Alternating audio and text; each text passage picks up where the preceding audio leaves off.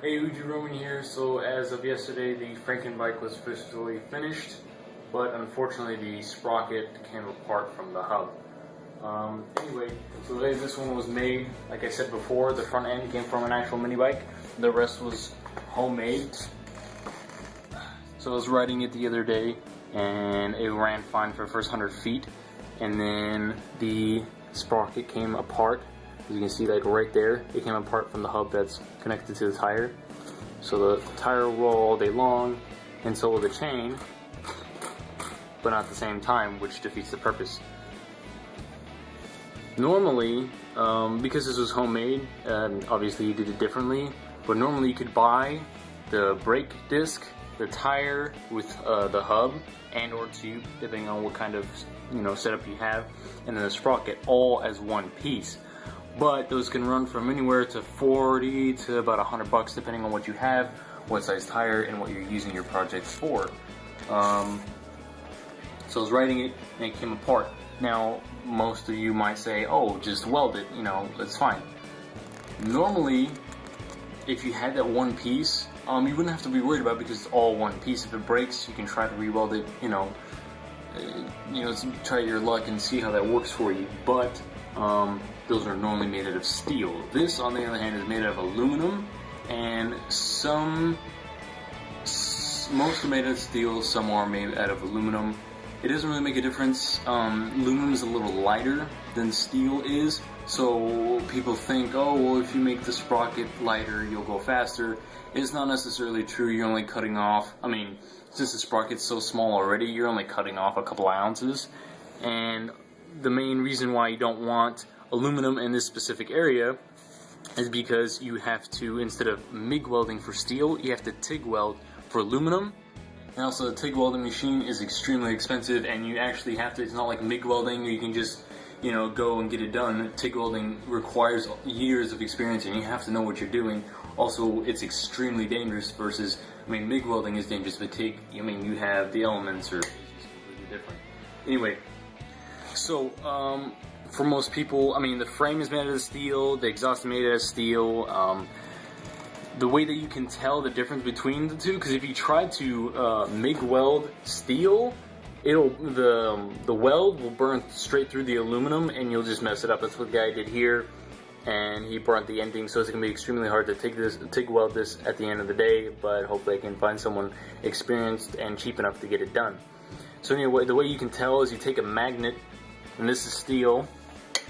Used to say it sticks. With aluminum, you'll see right here, it won't stick to this, but it'll stick to the chain, which is made out of steel, and the frame is made out of steel. But the aluminum sprocket will not do that, and neither for the aluminum hub. I won't touch it at all. So that way you can tell that these are both aluminum, and therefore you have to use TIG weld in order to join these two together.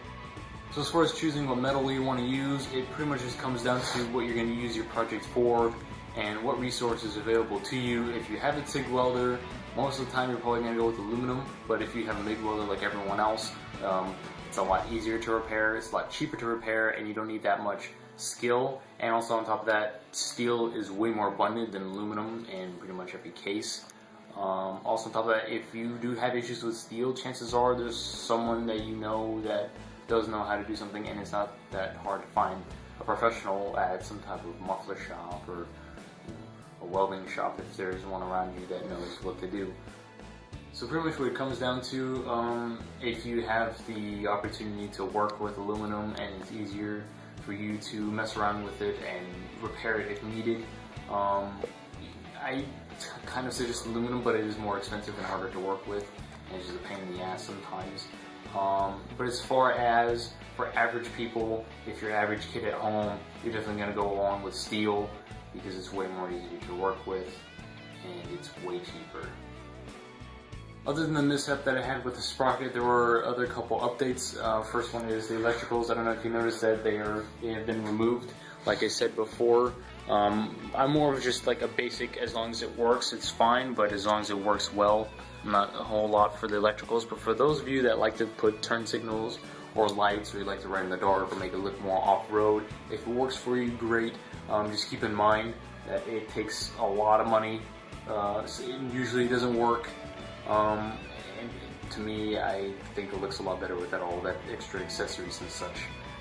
But if it works for you, you know, go for it. But for those of you that have no experience whatsoever, or you don't have anyone that you know that knows how to work with electricals, most of the time it's best not to mess with it. And also it's hard to maintain because all the wires everywhere and all that. Also, I finally got the seat repulsor came back. Another thing I want to mention, as far as being rugged and lasting for whatever you use for it, if it's more of like this chopper, you're not going to go through crazy terrain, you're just going to ride on the street. So I went something softer. For this, my choices were either vinyl or leather. Vinyl's a lot cheaper, but leather lasts a lot longer and it's more durable. But I'm selling it, so I don't really care. To show you generally the difference, this is real leather and this is vinyl. This looks a little better just because it's brand new and this has been used. But leather is a lot more durable, and some people say even a little more comfortable. Vinyl, like I said earlier, is a little cheaper and doesn't work as well. And then this one was actually done by a professional company. I got it from a friend. And I could have put on this, but it would have looked weird. I don't know. I might use it for this one. So that's pretty much it. Thank you for watching.